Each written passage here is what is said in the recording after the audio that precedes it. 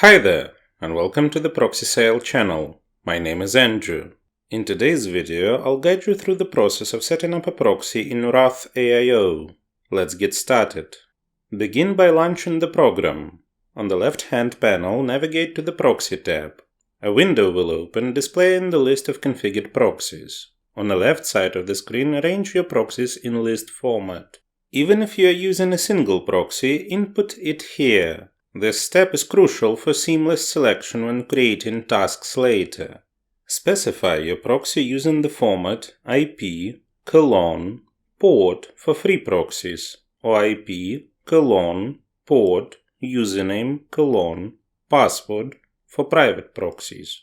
Below this, provide a name for your proxy list or the specific proxy you entered.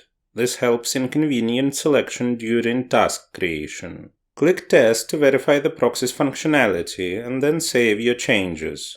Proceed to the Tasks tab. You have the option to either create a new task or modify an existing one. Upon opening the task window, you'll notice the Proxies section among other values. Choose the previously configured proxy that aligns with the task's requirements from the list. Fill in any other necessary information and create the task. That's it. With these steps completed, any tasks executed will use the designated proxy for all operations. Let me remind you that your work as well as your accounts may be at risk if you operate with free proxies that can be found on a network.